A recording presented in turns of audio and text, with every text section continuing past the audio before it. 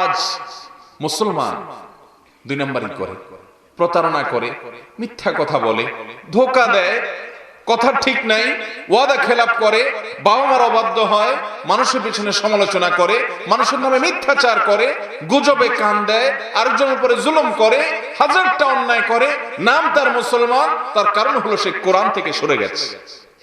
সে কোরআনে নাই। কোরআন এক দেশে, সে আরেক দেশ। সে কোরআনের প্রতি ঈমান আনে মুখে, কিন্তু কোরআন চর্চা করে না। এই জন্য আমি শুরুতে অনুরোধ করেছি, করজোড় করে আপনাদেরকে বলে যেতে চাই, সূরা হুজরাতটা বারবার করে পড়বেন। শুধু সূরা হুজরাত না, গোটা কোরআন পড়বেন বুঝে বুঝে। ওলামাদের সোহবত এবং সান্নিধ্য থেকে কোরআন আমাদের জীবন থেকে সরে গেছে। আল্লাহ তাআলা আমাদেরকে কোরআন বুঝে পড়ার তৌফিক দান করুন। তাহলে যেটা বলছিলাম, 6 থেকে 8 নম্বর আয়াত আল্লাহ রাব্বুল আলামিন আমাদেরকে দুটি বিষয় বলেছেন। এক হলো আমরা যেন গুজবে কান না দেই, যা শুনি তা বিশ্বাস করে না বেড়াই, একটু যেন বিবেক বুদ্ধি খরচ করে বিচক্ষণ হওয়ার চেষ্টা করি। এটা যদি করি, পরিবারে অশান্তি থাকবে না, সমাজে অশান্তি থাকবে না, দেশে অশান্তি থাকবে না, সব বড় বড় এই জাতীয় সমস্যাগুলো দূর হয়ে যাবে। এবং আল্লাহ তাআলা এই 3 আয়াতের মধ্যে আরেকটি বিষয় বলেছেন যে ইন্নামাল মুমিনুনা ইখওয়া, ঈমানদাররা সবাই ভাই ভাই। আজকাল অন্য সব বিষয় আপনি বাদ দেন, ইসলামিক ইস্যুতে আসেন। ইসলামিক ইস্যুতে আমি এক হুজুর, উনি আরেক হুজুর, ওনার সাথে আমার কোনো বিষয়ে মতপার্থক্য আছে। এই মতপার্থক্য যদি থাকে, তাহলে আপনি আরেকজন মানুষ মাঝখান থেকে আপনার কাজ হবে কি আমাদের দূরত্ব কমানো না আর বাড়ানো। কিন্তু আমাদের সমাজে হয় কি, আমার কাছে এসে পাম্পট্টি দিয়ে আমাকে ওনার বিরুদ্ধে খেপায়, ওনার কাছে যায় পাম্পট্টি দিয়ে আমার বিরুদ্ধে খেপায়। আছে না নাই? এটার জন্য আমাদের ইউটিউবার ভাইদের আবার খুব অবদান বেশি। সবাই না হলেও এক শ্রেণীর ইউটিউবার ভাইরা আছে, অহেতুক লাগালাই করে দেয়, একটু ভিউ বেশি হবে, একটু পয়সা কামাই বেশি হবে, কিন্তু তার জন্য কত বড় জঘন্য কাজ করছে। মুসলিম মিল্লাতের বিরুদ্ধে, নিজের অস্তিত্বের বিরুদ্ধে ছুরি ধরছে কিছু টাকার লোভে। আমাদের কিছু ভাইরা আছে। আবার ইউটিউবার ভাইদের দোষ দিয়ে কি করবো?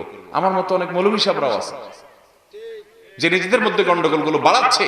আল্লাহ বলছেন ইন্নামাল মুমিনুনা ইখওয়া, ওনার সাথে আমার শত বিষয় মত পার্থক্য থাকতে পারে, উনি আমার ভাই কি ভাই না। যদি উনি মুমিন হয়ে থাকেন, ঈমানের গণ্ডিতে যদি থাকে, অবশ্যই সে আমার ভাই। কেউ বিদআতে লিপ্ত, তিনি জানেন না সুন্নাহ, তিনি বিদআতে আক্রান্ত। ডক্টর খন্দকার আব্দুল্লাহ জাহির রাহমাতুল্লাহ আলাইহি বলতেন, যিনি বিদআতে আক্রান্ত সে আমার ভুলে থাকা ভাই। আমার আপন মায়ের পেটের ভাই যদি মদে আসক্ত হয়, মাদক আসক্ত হয়, রাস্তায় পড়ে থাকে, আমার কষ্ট লাগবে, আমার দুঃখ হবে, হয়তো ঘৃণাও হবে, কিন্তু তাকে আমি শত্রু জ্ঞান করবো না। সে আমার ভাই, আমার আফসোস হবে। আজ মুসলমানের মধ্যে সেই মানসিকতা আছে এখন। উনি এক গ্রুপ, আমি এক গ্রুপ। উনি যদি সঠিক কিছুও বলে, আমি ওইটাকে ঘুরায় ফিরায় ইনায়া বিনায়া ওইটাকে ভুল বলে দাঁড় করে দিই। আর আমার পক্ষের লোক যদি কোনো উল্টা পাল্টা কিছুও বলে, তো আমি ওইটাকে ধামাচাপা বলি, না সব ঠিক আছে। এই রোগ আমাদের মধ্যে আছে না নাই? যতক্ষণ পর্যন্ত ঈমানের গণ্ডিতে কেউ থাকবে, সে আমার ভাই। সে ভাইকে আমার দূরে সরানো চলবে না। ভুলকে আমি ভুল বলবো, সঠিককে আমি সঠিক বলবো। আমি বলছি না বেদাতকে আপনি আলিঙ্গন করেন, আমি বেদাতকে আপনাকে গ্রহণ করতে বলছি না, কিন্তু দিন শেষে আপনার ভাই, এটা মাথায় রেখে। সে আপনার শত্রু না। মুসলমানের শত্রু, তাদের সাথে লড়াই করা মুসলমান ভুলে গেছে, এখন লড়াই নিজেরা নিজেরা করে। আমরা এই পদ্ধতি নিয়ে গন্ডগোল করতেছি যে ইবলিস আমাদের সবার কমন শত্রু, এর অ্যাটাক করতে হবে, সবাই একমত। কিন্তু কিভাবে হবে? উনি বলতেছেন পিস্তল দিয়ে মারতে হবে, উনি বলতেছেন না ছুরি দিয়ে মারতে হবে, উনি বলছেন না লাঠি দিয়ে মারতে হবে, আমি বলছি না পাথর দিয়ে মারতে হবে। এবার ইবলিসে আর মারার খবর নাই, আমরা নিজেরা গন্ডগোল লেগে গেছি। আমি কিতাব কতগুলো নিয়ে আসছি, না লাঠি সাবেত করব, উনি কিতাব কতগুলো নিয়ে আসছে, না পাথর সাবেত করব, উনি কিতাব কতগুলো নিয়ে আসছে ছুরি সাবেত করবে, উনি কতগুলো নিয়ে আসছে পিস্তল সাবেত করবে, যে এইটা দিয়ে মারলে বেশি ক্ষতি হবে। আরে ভাই, আপনারটা দিয়ে আপনি মারেন না, আপনারটা দিয়ে আপনি মারেন, আপনারটা দিয়ে আপনি মারেন, আমারটা দিয়ে আমি মারি, যেটা কাজ হয় হোক, কিন্তু আমাদের কমন শত্রুর বিরুদ্ধে আমরা লড়ি। শয়তান আমাদের এটা দেখে হাসে যে নিজেরা নিজেরা লেগে গেছে, আমাদের দমন করার খবর আর নাই। অতএব মুসলমান পরস্পরের মধ্যে মীমাংসা করবে, দূরত্ব কমাবে, দূরত্ব বাড়াবে না, আন্তরিকতা সৃষ্টি করার চেষ্টা করবে। আর কিছু না পারেন, এই বহুদা বিভক্ত মুসলিম মিল্লাতকে আল্লাহর রাস্তায় আর বিভক্ত না করে অন্তত চুপ থেকে, বিভক্তির হাত থেকে রক্ষা করেন। আপনি ঐক্য করতে পারেন না পারেন, অন্তত অনৈক্য সৃষ্টি করেন না, আর বাড়ায়েন না গন্ডগোল। কোন একটা কিছু পাইলেই হলো, বাস গোষ্ঠী উদ্ধার করা শুরু। ওজোর খাই নাই, ওজোর তালাশি নাই যে আমার মুসলমান ভাই হয়তো ভুলে বলে ফেলছে, অথবা না বুঝে বলে ফেলছে, বা একটু ইগনোর করলাম। হ্যাঁ, যদি ভুল বলে, এমন কিছু অন্যায় আছে যেগুলোর বিরুদ্ধে বলতে হবে, সে বলাটাও হতে হবে ভাই সুলভ যে আচরণ, সেটার মধ্য দিয়ে। এখন আপনি বলবেন উনি তো ভাই সুলভ আচরণ রাখেন না, উনি মন্দ বলে আপনি ভালো হবেন না। আল্লাহ আমাদেরকে বুঝার তৌফিক দান করুন। তাহলে সূরা হুজরাতের 6 থেকে 8 আয়াতগুলোতে আল্লাহ তাআলা আমাদেরকে দায়িত্বশীল হতে বলেছেন। সমাজের প্রতি আমাদের দায়িত্বশীলতা আছে, মীমাংসা করার মতো মানসিকতা থাকতে হবে, মানুষের মধ্যে গন্ডগোল ফাসাদ বাড়ানো নয়। এবং আমাদেরকে গুজবে কান দিতে আল্লাহ নিষেধ করেছেন। সংবাদ চেক করে আমরা গ্রহণ করব। বিশেষ করে আজকে এই অবাধ তথ্য প্রবাহের এই যুগে, সোশ্যাল মিডিয়ার এই যুগে, মিডিয়ার যে প্রভাব গোটা পৃথিবীর উপরে, এই সময়টাতে আমরা যা তা শুনি সেটা যেন বিশ্বাস না করি। সময়টা দাজ্জাল আগমনের কাছাকাছি, কিয়ামতের আগে দাজ্জাল আসবে। দাজ্জাল যখন আসবে, দাজ্জাল নিজেকে আল্লাহ দাবি করবে, মানুষ বিশ্বাস করে বসে থাকবে, কারণ অনেক আলামত দেখেছে, এরকম মনে হবে এরকম ফিতনা, এরকম ধোঁয়াশাচ্ছন্ন সময় চলে আসছে, ফিতনা আর ফিতনা চতুর্দিকে। আল্লাহ আমাদেরকে সেই ফিতনা থেকে বেঁচে থাকার তৌফিক দান করুন। তাহলে সূরা হুজরাতের দ্বিতীয় বিষয়বস্তুটি আলোচিত হয়েছে 6 থেকে 8, এই 3 নম্বর আর 3টি আয়াতের মধ্যে আপনার দায়িত্বশীল হওয়ার জন্য, সংবাদ যা শুনি তা বিশ্বাস না করার জন্য, এবং মানুষের মীমাংসা করার জন্য। নাম্বার 3, তৃতীয় যে বিষয়টি আলোচনা করা হয়েছে এই সূরা হুজরাতের মধ্যে, 18টি আয়াত বিশিষ্ট সূরার মধ্যে, সেটি হলো 9 থেকে 13 নম্বর আয়াতের মধ্যে আলোচিত হয়েছে। এবং সেটা হলো 10টি মন্দ চরিত্র থেকে, 10টি না 7টি মন্দ চরিত্র থেকে মুসলমান যেন নিজেকে বাঁচানোর চেষ্টা করে। ব্যক্তিগত সংশোধনী, এটা আত্মশুদ্ধির জন্য 7টি কর্মসূচি আল্লাহ দিয়েছেন এই আয়াতগুলোতে, 9 থেকে 13 নম্বর আয়াতে। কি সেগুলো আমরা অনেকে জানি। 1 নম্বর হলো আল্লাহ তাআলা আমাদেরকে ঠাট্টা বিদ্রুপ করতে নিষেধ করেছেন। লা ইয়াসখার কওমুন মিন কওমিন আসা আন ইয়াকুনু খায়রাম মিনহুম ওয়ালা নিসাউম মিন নিসাইন আসা আন ইয়াকুননা খায়রাম মিনহুন। কিছু মানুষ অন্য কিছু মানুষকে নিয়ে যেন ব্যঙ্গ বিদ্রুপ না করে। আমাদের মধ্যে আছে না নাই? আর ইসলামের নামেই আছে। এক দল আরেক দলের মানুষকে নিয়ে ঠাট্টা বিদ্রুপ করা, আরেক দল আবার অপর দলের বিরুদ্ধে ঠাট্টা বিদ্রুপ করা, ব্যঙ্গ বিদ্রুপ করা, হাসি তামাশা করা, তাচ্ছিল্য করা, আছে না নাই? বেশিরভাগ মানুষ আমরা নিজের কাজ থেকে আরেকজনের পিছে লাগালাগিতে বেশি সময় ব্যয় করি, নিজের কাজ করার সময় নেই। অথচ আল্লাহ বলেছেন কু আনফুসাকুম, এরপর বলেছেন ওয়া আহলিকুম নার। আল্লাহ আমাদেরকে আত্মশুদ্ধি যেন হয়, আমাদের পরিশুদ্ধি যেন হয়, সেই তৌফিক দান করুন।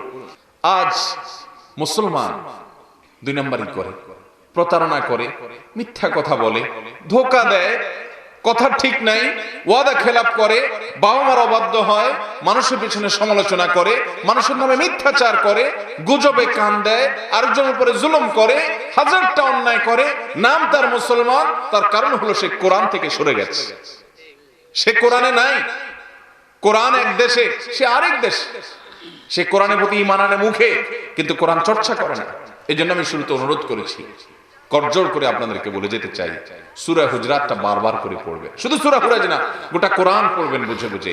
উলামাদের সোহবত এবং সান্নিধ্য থেকে কোরআন আমাদের জীবন থেকে সরে গেছে। আল্লাহ তাআলা আমাদেরকে কোরআন বুঝে পড়ার তৌফিক দান করুন। তাহলে যেটা বলছিলাম, 6 থেকে 8 নম্বর আয়াত আল্লাহ রাব্বুল আলামিন আমাদেরকে 2টি বিষয় বলেছেন। এক হলো আমরা যেন গুজবে কান না দেই, যা শুনি তা বিশ্বাস করে না বেড়াই, একটু যেন বিবেক বুদ্ধি খরচ করে বিচক্ষণ হওয়ার চেষ্টা করি। এটা যদি করি, পরিবারে অশান্তি থাকবে না, সমাজে অশান্তি থাকবে না, দেশে অশান্তি থাকবে না, সব বড় বড় এই জাতীয় সমস্যাগুলো দূর হয়ে যাবে। এবং আল্লাহ তাআলা এই 3 আয়াতের মধ্যে আরেকটি বিষয় বলেছেন যে ইন্নামাল মুমিনুনা ইখওয়া, ঈমানদাররা সবাই ভাই ভাই। আজকাল অন্য সব বিষয় আপনি বাদ দেন, ইসলামিক ইস্যুতে আসেন। ইসলামিক ইস্যুতে আমি এক হুজুর, উনি আরেক হুজুর, ওনার সাথে আমার কোন বিষয়ে মতপার্থক্য আছে। এই মতপার্থক্য যদি থাকে, তাহলে আপনি আরেকজন মানুষ মাঝখান থেকে আপনার কাজ হবে কি আমাদের দূরত্ব কমানো না আর বাড়ানো। কিন্তু আমাদের সমাজে হয় কি, আমার কাছে এসে পাম্পট্টি দিয়ে আমাকে ওনার বিরুদ্ধে খেপায়, ওনার কাছে যায় পাম্পট্টি দিয়ে আমার বিরুদ্ধে খেপায়, আছে না নাই? এটার জন্য আমাদের ইউটিউবার ভাইদের আবার খুব অবদান বেশি। সবাই না হলেও এক শ্রেণীর ইউটিউবার ভাইরা আছে, অহেতুক লাগালাই করে দেয়, একটু ভিউ বেশি হবে, একটু পয়সা কামাই বেশি হবে, কিন্তু তার জন্য কত বড় জঘন্য কাজ করছে। মুসলিম মিল্লাতের বিরুদ্ধে, নিজের অস্তিত্বের বিরুদ্ধে ছুরি ধরছে কিছু টাকার লোভে। আমাদের কিছু ভাইরা আছে। আবার ইউটিউবার ভাইদের দোষ দিয়ে কি করব? আমার মতো অনেক মৌলভী সাহেবরাও আছে যে নিজেদের মধ্যে গন্ডগোলগুলো বাড়াচ্ছে। আল্লাহ বলছেন ইন্নামাল মুমিনুনা ইখওয়া, ওনার সাথে আমার শত বিষয় মত পার্থক্য থাকতে পারে, উনি আমার ভাই কি ভাই না। যদি উনি মুমিন হয়ে থাকেন, ঈমানের গণ্ডিতে যদি থাকে, অবশ্যই সে আমার ভাই। কেউ বিদআতে লিপ্ত, তিনি জানেন না সুন্নাহ, তিনি বিদআতে আক্রান্ত। ডক্টর খন্দকার আব্দুল্লাহ জাহির রহমাতুল্লাহ আলাইহি বলতেন, যিনি বিদআতে আক্রান্ত সে আমার ভুলে থাকা ভাই। আমার আপন মায়ের পেটের ভাই যদি মদে আসক্ত হয়, মাদক আসক্ত হয়, রাস্তায় পড়ে থাকে, আমার কষ্ট লাগবে, আমার দুঃখ হবে, হয়তো ঘৃণাও হবে, কিন্তু তাকে আমি শত্রু জ্ঞান করব না, সে আমার ভাই, আমার আফসোস হবে। আজ মুসলমানের মধ্যে সেই মানসিকতা আছে এখন? উনি এক গ্রুপ, আমি এক গ্রুপ। উনি যদি সঠিক কিছুও বলে, আমি ওইটাকে ঘুরায় ফিরায় ইনায়া বিনায়া ওইটাকে ভুল বলে দাঁড় করে দিই। আর আমার পক্ষের লোক যদি কোনো উল্টাপাল্টা কিছুও বলে, তো আমি ওইটাকে ধামাচাপা বলি, না সব ঠিক আছে। এই রোগ আমাদের মধ্যে আছে না নাই? যতক্ষণ পর্যন্ত ঈমানের গণ্ডিতে কেউ থাকবে, সে আমার ভাই। সে ভাইকে আমার দূরে সরানো চলবে না। ভুলকে আমি ভুল বলবো, সঠিককে আমি সঠিক বলবো। আমি বলছি না বেদাতকে আপনি আলিঙ্গন করেন, আমি বেদাতকে আপনাকে গ্রহণ করতে বলছি না, কিন্তু দিন শেষে আপনার ভাই, এটা মাথায় রেখে। সে আপনার শত্রু না। মুসলমানের শত্রু, তাদের সাথে লড়াই করা মুসলমান ভুলে গেছে, এখন লড়াই নিজেরা নিজেরা করে। আমরা এই পদ্ধতি নিয়ে গন্ডগোল করতেছি যে ইবলিস আমাদের সবার কমন শত্রু, এর অ্যাটাক করতে হবে, সবাই একমত। কিন্তু কিভাবে হবে? উনি বলতেছেন পিস্তল দিয়ে মারতে হবে, উনি বলতেছেন না ছুরি দিয়ে মারতে হবে, উনি বলছেন না লাঠি দিয়ে মারতে হবে, আমি বলছি না পাথর দিয়ে মারতে হবে। এবার ইবলিসে আর মারার খবর নাই, আমরা নিজেরা গন্ডগোল লেগে গেছি। আমি কিতাব কতগুলো নিয়ে আসছি, না লাঠি সাবেত করব, উনি কিতাব কতগুলো নিয়ে আসছে, না পাথর সাবেত করব, উনি কিতাব কতগুলো নিয়ে আসছে ছুরি সাবেত করবে, উনি কতগুলো নিয়ে আসছে পিস্তল সাবেত করবে, যে এইটা দিয়ে মারলে বেশি ক্ষতি হবে। আরে ভাই, আপনারটা দিয়ে আপনি মারেন না, আপনারটা দিয়ে আপনি মারেন, আপনারটা দিয়ে আপনি মারেন, আমারটা দিয়ে আমি মারি, যেটা কাজ হয় হোক, কিন্তু আমাদের কমন শত্রুর বিরুদ্ধে আমরা লড়ি। শয়তান আমাদের এটা দেখে হাসে যে নিজের নিজেরা লেগে গেছে, আমাদের দমন করার খবর আর নাই। অতএব মুসলমান পরস্পরের মধ্যে মীমাংসা করবে, দূরত্ব কমাবে, দূরত্ব বাড়াবে না, আন্তরিকতা সৃষ্টি করার চেষ্টা করবে। আর কিছু না পারেন, এই বহুদা বিভক্ত মুসলিম মিল্লাতকে আল্লাহর রাস্তায় আর বিভক্ত না করে অন্তত চুপ থেকে বিভক্তির হাত থেকে রক্ষা করেন। আপনি ঐক্য করতে পারেন না পারেন, অন্তত অনৈক্য সৃষ্টি করেন না, আর বাড়ায়েন না গন্ডগোল। কোন একটা কিছু পাইলেই হলো, বাস গোষ্ঠী উদ্ধার করা শুরু। ওজোর খাই নাই, ওজোর তালাশি নাই যে আমার মুসলমান ভাই হয়তো ভুলে বলে ফেলছে, অথবা না বুঝে বলে ফেলছে, বা একটু ইগনোর করলাম। হ্যাঁ, যদি ভুল বলে, এমন কিছু অন্যায় আছে যেগুলোর বিরুদ্ধে বলতে হবে, সে বলাটাও হতে হবে ভাই সুলভ যে আচরণ, সেটার মধ্যে দিয়ে। এখন আপনি বলবেন উনি তো ভাই সুলভ আচরণ রাখেন না, উনি মন্দ বলে আপনি ভালো হবেন না। আল্লাহ আমাদেরকে বুঝার তৌফিক দান করুন। তাহলে সূরা হুজরাতের 6 থেকে 8 আয়াতগুলোতে আল্লাহ তাআলা আমাদেরকে দায়িত্বশীল হতে বলেছেন। সমাজের প্রতি আমাদের দায়িত্বশীলতা আছে, মীমাংসা করার মতো মানসিকতা থাকতে হবে, মানুষের মধ্যে গন্ডগোল ফাসাদ বাড়ানো নয়। এবং আমাদেরকে গুজবে কান দিতে আল্লাহ নিষেধ করেছেন, সংবাদ চেক করে আমরা গ্রহণ করব। বিশেষ করে আজকে এই অবাধ তথ্য প্রবাহের এই যুগে, সোশ্যাল মিডিয়ার এই যুগে, মিডিয়ার যে প্রভাব গোটা পৃথিবীর উপরে, এই সময়টাতে আমরা যা তা শুনি সেটা যেন বিশ্বাস না করি। সময়টা দাজ্জাল আগমনের কাছাকাছি, কিয়ামতের আগে দাজ্জাল আসবে। দাজ্জাল যখন আসবে, দাজ্জাল নিজেকে আল্লাহ দাবি করবে, মানুষ বিশ্বাস করে বসে থাকবে, কারণ অনেক আলামত দেখেছে, এরকম মনে হবে এরকম ফিতনা, এরকম ধোঁয়াশাচ্ছন্ন সময় চলে আসছে, ফিতনা আর ফিতনা চতুর্দিকে। আল্লাহ আমাদেরকে সেই ফিতনা থেকে বেঁচে থাকার তৌফিক দান করুন। তাহলে সূরা হুজরাতের দ্বিতীয় বিষয়বস্তুটি আলোচিত হয়েছে 6 থেকে 8, এই 3 নম্বর আর 3টি আয়াতের মধ্যে আপনার দায়িত্বশীল হওয়ার জন্য, সংবাদ যা শুনে তা বিশ্বাস না করার জন্য, এবং মানুষের মীমাংসা করার জন্য। নাম্বার 3, তৃতীয় যে বিষয়টি আলোচনা করা হয়েছে এই সূরা হুজরাতের মধ্যে, 18টি আয়াত বিশিষ্ট সূরার মধ্যে, সেটি হলো 9 থেকে 13 নম্বর আয়াতের মধ্যে আলোচিত হয়েছে। এবং সেটা হলো 10টি মন্দ চরিত্র থেকে, 10টি না 7টি মন্দ চরিত্র থেকে মুসলমান যেন নিজেকে বাঁচানোর চেষ্টা করে। ব্যক্তিগত সংশোধনী, এটা আত্মশুদ্ধি। আত্মশুদ্ধির জন্য 7টি কর্মসূচি আল্লাহ দিয়েছেন এই আয়াতগুলোতে, 9 থেকে 13 নম্বর আয়াতে। কি সেগুলো আমরা অনেকেই জানি।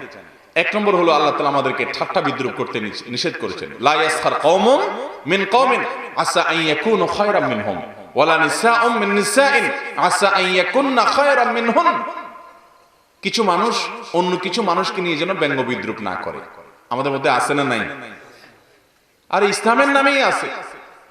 এক দল আরেক দলের মানুষকে নিয়ে ঠাট্টা বিদ্রুপ করা, আরেক দল আবার অপর দলের বিরুদ্ধে ঠাট্টা বিদ্রুপ করা, ব্যঙ্গ বিদ্রুপ করা, হাসি তামাশা করা, তাচ্ছিল্য করা, আছে না নাই?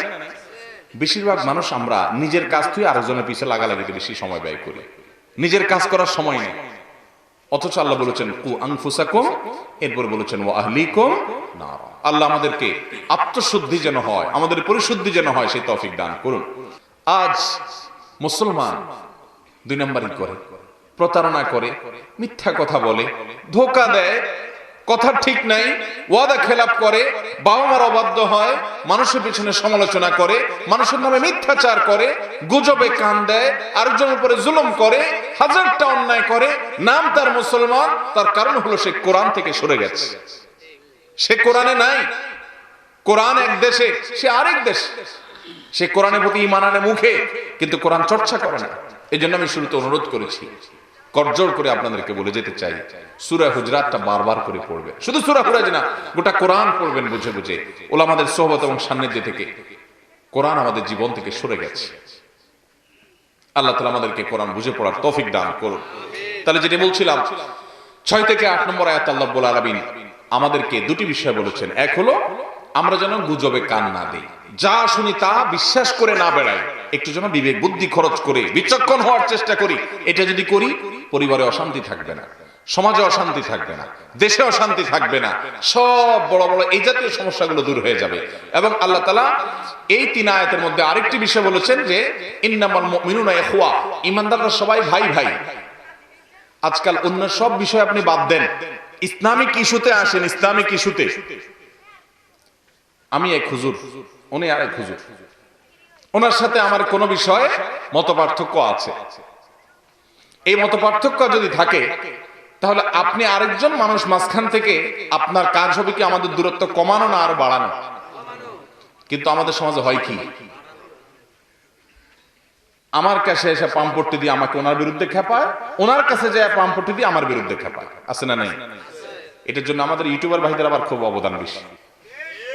সবাই না হলেও এক শ্রেণীর ইউটিউবার ভাইরা আছে, অহেতুক লাগালাই করে দেয়, একটু ভিউ বেশি হবে, একটু পয়সা কামাই বেশি হবে, কিন্তু তার জন্য কত বড় জঘন্য কাজ করছে। মুসলিম মিল্লাতের বিরুদ্ধে, নিজের অস্তিত্বের বিরুদ্ধে ছুরি ধরছে কিছু টাকার লোভে। আমাদের কিছু ভাইরা আছে। আবার ইউটিউবার ভাইদের দোষ দিয়ে কি করব? আমার মতো অনেক মৌলভী সাহেবরাও আছে যে নিজেদের মধ্যে গন্ডগোল গুলো বাড়াচ্ছে। আল্লাহ বলছেন ইন্নামাল মুমিনুনা ইখওয়া, ওনার সাথে আমার শত বিষয় মত পার্থক্য থাকতে পারে, উনি আমার ভাই কি ভাই না। যদি উনি মুমিন হয়ে থাকেন, ঈমানের গণ্ডিতে যদি থাকে, অবশ্যই সে আমার ভাই। কেউ বিদআতে লিপ্ত, তিনি জানেন না সুন্নাহ, তিনি বিদআতে আক্রান্ত।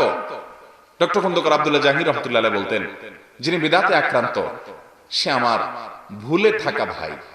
আমার আপন মায়ের পেটের ভাই যদি মদে আসক্ত হয়, মাদক আসক্ত হয়, রাস্তায় পড়ে থাকে, আমার কষ্ট লাগবে, আমার দুঃখ হবে, হয়তো ঘৃণাও হবে, কিন্তু তাকে আমি শত্রু জ্ঞান করব না। সে আমার ভাই, আমার আফসোস হবে। আজ মুসলমানের মধ্যে সেই মানসিকতা আছে এখন? উনি এক গ্রুপ, আমি এক গ্রুপ। উনি যদি সঠিক কিছুও বলে, আমি ওইটাকে ঘুরায় ফিরায় ইনায়া বিনায়া ওইটাকে ভুল বলে দাঁড় করাই দিই। আর আমার পক্ষের লোক যদি কোনো উল্টাপাল্টা কিছুও বলে, তো আমি ওইটাকে ধামাচাপা বলি, না সব ঠিক আছে। এই রোগ আমাদের মধ্যে আছে না নাই? যতক্ষণ পর্যন্ত ঈমানের গণ্ডিতে কেউ থাকবে, সে আমার ভাই। সে ভাইকে আমার দূরে সরানো চলবে না। ভুলকে আমি ভুল বলবো, সঠিককে আমি সঠিক বলবো। আমি বলছি না বেদাতকে আপনি আলিঙ্গন করেন, আমি বেদাতকে আপনাকে গ্রহণ করতে বলছি না, কিন্তু দিন শেষে আপনার ভাই, এটা মাথায় রেখে। সে আপনার শত্রু না। মুসলমানের শত্রু, তাদের সাথে লড়াই করা মুসলমান ভুলে গেছে, এখন লড়াই নিজেরা নিজেরা করে। আমরা এই পদ্ধতি নিয়ে গন্ডগোল করতেছি যে ইবলিস আমাদের সবার কমন শত্রু। এর অ্যাটাক করতে হবে, সবাই একমত, কিন্তু কিভাবে হবে? উনি বলতেছেন পিস্তল দিয়ে মারতে হবে, উনি বলতেছেন না ছুরি দিয়ে মারতে হবে, উনি বলছেন না লাঠি দিয়ে মারতে হবে, আমি বলছি না পাথর দিয়ে মারতে হবে। এবার ইবলিসে আর মারার খবর নাই, আমরা নিজেরা গন্ডগোল লেগে গেছি।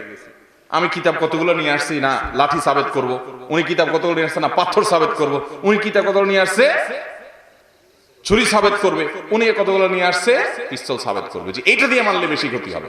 আরে ভাই, আপনারটা দিয়ে আপনি মারেন না, আপনারটা দিয়ে আপনি মারেন, আপনারটা দিয়ে আপনি মারেন, আমারটা দিয়ে আমি মারি, যেটা কাজ হয় হোক, কিন্তু আমাদের কমন শত্রুর বিরুদ্ধে আমরা লড়ি। শয়তান আমাদের এটা দেখে হাসে যে নিজে নিজে লেগে গেছে, আমাদের দমন করার খবর আর নাই। অতএব মুসলমান পরস্পরের মধ্যে মীমাংসা করবে, দূরত্ব কমাবে, দূরত্ব বাড়াবে না, আন্তরিকতা সৃষ্টি করার চেষ্টা করবে। আর কিছু না পারেন, এই বহুদা বিভক্ত মুসলিম মিল্লাতকে আল্লাহর রাস্তায় আর বিভক্ত না করে অন্তত চুপ থেকে বিভক্তির হাত থেকে রক্ষা করেন। আপনি ঐক্য করতে পারেন না পারেন, অন্তত অনৈক্য সৃষ্টি করেন না, আর বাড়ায়েন না গন্ডগোল। কোন একটা কিছু পাইলেই হলো, বাস গোষ্ঠী উদ্ধার করা শুরু। ওজোর খাই নাই, ওজোর তালাশি নাই যে আমার মুসলমান ভাই হয়তো ভুলে বলে ফেলছে, অথবা না বুঝে বলে ফেলছে, বা একটু ইগনোর করলাম। হ্যাঁ, যদি ভুল বলে, এমন কিছু অন্যায় আছে যেগুলোর বিরুদ্ধে বলতে হবে, সে বলাটাও হতে হবে ভাই সুলভ যে আচরণ, সেটার মধ্যে দিয়ে। এখন আপনি বলবেন উনি তো ভাই সুলভ আচরণ রাখেন না, উনি মন্দ বলে আপনি ভালো হবেন না। আল্লাহ আমাদেরকে বুঝার তৌফিক দান করুন। তাহলে সূরা হুজরাতের 6 থেকে 8 আয়াতগুলোতে আল্লাহ তাআলা আমাদেরকে দায়িত্বশীল হতে বলেছেন। সমাজের প্রতি আমাদের দায়িত্বশীলতা আছে, মীমাংসা করার মতো মানসিকতা থাকতে হবে, মানুষের মধ্যে গন্ডগোল ফাসাদ বাড়ানো নয়। এবং আমাদেরকে গুজবে কান দিতে আল্লাহ নিষেধ করেছেন, সংবাদ চেক করে আমরা গ্রহণ করব। বিশেষ করে আজকে এই অবাধ তথ্য প্রবাহের এই যুগে, সোশ্যাল মিডিয়ার এই যুগে, মিডিয়ার যে প্রভাব গোটা পৃথিবীর উপরে, এই সময়টাতে আমরা যা তা শুনি সেটা যেন বিশ্বাস না করি। সময়টা দাজ্জাল আগমনের কাছাকাছি, কিয়ামতের আগে দাজ্জাল আসবে। দাজ্জাল যখন আসবে, দাজ্জাল নিজেকে আল্লাহ দাবি করবে, মানুষ বিশ্বাস করে বসে থাকবে, কারণ অনেক আলামত দেখেছে, এরকম মনে হবে এরকম ফিতনা, এরকম ধোঁয়াশাচ্ছন্ন সময় চলে আসছে, ফিতনা আর ফিতনা চতুর্দিকে। আল্লাহ আমাদেরকে সেই ফিতনা থেকে বেঁচে থাকার তৌফিক দান করুন। তাহলে সূরা হুজরাতের দ্বিতীয় বিষয়বস্তুটি আলোচিত হয়েছে 6 থেকে 8, এই 3 নম্বর আর 3টি আয়াতের মধ্যে আপনার দায়িত্বশীল হওয়ার জন্য, সংবাদ যা শুনে তা বিশ্বাস না করার জন্য, এবং মানুষের মীমাংসা করার জন্য। নাম্বার 3, তৃতীয় যে বিষয়টি আলোচনা করা হয়েছে এই সূরা হুজরাতের মধ্যে, 18টি আয়াত বিশিষ্ট সূরার মধ্যে, সেটি হলো 9 থেকে 13 নম্বর আয়াতের মধ্যে আলোচিত হয়েছে। এবং সেটা হলো 10টি মন্দ চরিত্র থেকে, 10টি না 7টি মন্দ চরিত্র থেকে মুসলমান যেন নিজেকে বাঁচানোর চেষ্টা করে। ব্যক্তিগত সংশোধনী, এটা আত্মশুদ্ধির জন্য 7টি কর্মসূচি আল্লাহ দিয়েছেন এই আয়াতগুলোতে, 9 থেকে 13 নম্বর আয়াতে। কি সেগুলো আমরা অনেকে জানি। 1 নম্বর হলো আল্লাহ তাআলা আমাদেরকে ঠাট্টা বিদ্রূপ করতে নিষেধ করেছেন। লা ইয়াসখার কওমুন মিন কওমিন আসা আন ইয়াকুনু খায়রাম মিনহুম ওয়ালা নিসাউম মিন নিসাইন আসা আন ইয়াকুননা খায়রাম মিনহুন। কিছু মানুষ অন্য কিছু মানুষকে নিয়ে যেন ব্যঙ্গ বিদ্রূপ না করে। আমাদের মধ্যে আছে না নাই? আর ইসলামের নামেই আছে। এক দল আরেক দলের মানুষকে নিয়ে ঠাট্টা বিদ্রূপ করা, আরেক দল আবার অপর দলের বিরুদ্ধে ঠাট্টা বিদ্রূপ করা, ব্যঙ্গ বিদ্রূপ করা, হাসি তামাশা করা, তাচ্ছিল্য করা, আছে না নাই? বেশিরভাগ মানুষ আমরা নিজের কাজ থেকে আরেকজনের পিছে লাগালাগিতে বেশি সময় ব্যয় করি, নিজের কাজ করার সময় নেই। অথচ আল্লাহ বলেছেন কু আনফুসাকুম, এরপর বলেছেন ওয়া আহলিকুম নার। আল্লাহ আমাদেরকে আত্মশুদ্ধি যেন হয়, আমাদের পরিশুদ্ধি যেন হয়, সেই তৌফিক দান করুন।